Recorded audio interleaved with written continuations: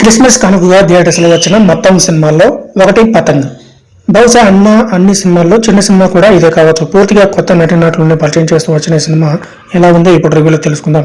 ఇక కథలకు వెళ్తే, తమ చిన్నప్పటి నుంచి ఇద్దరు ప్రాణ స్నేహితులు, ఒకరు mass Vishnu Krishna alias whisky, మరొకరు క్లాస్ అరుణ్లు ఒక గాలిపటం మూలన కలుస్తారు.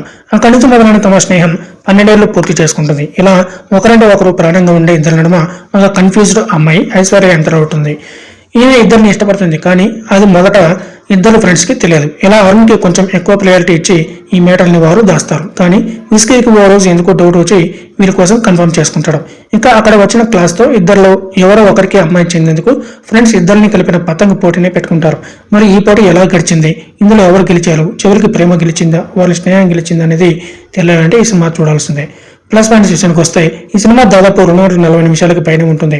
అయినప్పటికీ ఒక చిన్న సినిమా ఎంటర్టైన్ అవుతారా అనే సందేహానికి ఈ సినిమా మంచి సమాధానం ఇస్తుంది. పూర్తిగా కొత్త నటినట్లు ప్రధాన పాత్రలు అయినప్పటికీ ముగ్గురు జంట ఈ సినిమాలో షటిల్ పెర్ఫార్మెన్స్లు చేసి ఇంప్రెస్ చేశారు. మాస్ కురాడిగా వంశీ బాగా చేశాడు.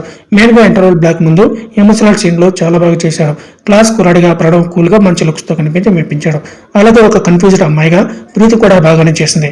ఫస్ట్ హాఫ్ సహా సెకండ్ హాఫ్ లో కూడా వీరి నటన పరంగా ఎలాంటి ఇబ్బంది లేకుండా కనిపిస్తుంది. ఇక వీరితో పాటుగా ఈ సినిమాలో ప్రముఖ నటులు ఎస్ఎస్ కాంచీ, గౌతమ్ మేనన్ లాంటి వారు కూడా కనిపించడమే కాకుండా వారిని ఎలాంటి పాత్రలు సెట్ చేయాలో, ఎలాంటి సీన్స్ చూపించాలో క్రిస్టల్ క్లియర్ గా చిత్రంలో కనిపిస్తుంది. అంతేకాకుండా ప్రముఖ గాయకుడు ఎస్పి చరణ్ రోల్ కూడా ఇందులో ఒకంత సర్ప్రైజింగ్ అని చెప్పాల్సిందే. తన ట్రాక్ కూడా క్లీన్ అండ్ ఎంటర్టైనింగ్ గా ఉంది. ఇక నటన పరంగా ఎక్కడ వంకలేదు. దీనితో పాటుగా ఇందులో మెప్పించే అంశం ఏదైనా ఉంది అంటే అది ఎంటర్టైనింగ్ కథనమే అని చెప్పొచ్చు. మంచి కామెడీ రైటింగ్ ఇందులో కనిపిస్తుంది. దాదాపు కథనం పెద్దగా బోర్ లేకుండా సాగిపోతుంది. ఇక ఇదే కాకుండా క్లైమాక్స్ పోర్షన్ లో పతంగ పోటీ పోర్షన్ కూడా సాలిడ్ గా ఉంది.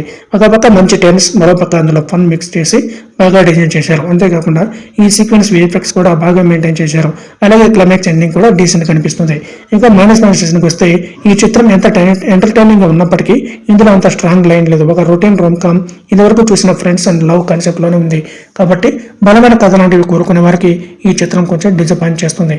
దీన్నే తెలివిగా క్లైమాక్స్ లో సెల్ఫ్ క్రిటిసిజం అన్నట్టు పాత్రలు తమకి తామే సెటిల్ వేసుకున్నారు. కానీ అలా చెప్పినప్పటికీ ఆ రొటీన్ ఫీల్ మాత్రం అలానే ఉండిపోతుంది. అలాగే అక్కడక్కడ కొన్ని లాజిక్స్ లాంటివి కూడా ఈ సినిమాలో పక్కన పెట్టేస్తేనే బెటర్ అనిపిస్తుంది. అయితే కాకుండా సెకండ్ హాఫ్ లో కథనం కొంచెం సాగదీసినట్టు కనిపిస్తుంది. మళ్ళీ క్లైమాక్స్ కి వచ్చేసరికి కొంచెం కథనం పికప్ అవుతుంది. అలాగే బలమైన ఎమోషనల్ మూమెంట్స్ లాంటి వాటిని కోరుకునే వారు కూడా ఈ సినిమాలో మట్టిని ఆశించకుండా ఉంటే బాగుంటుంది.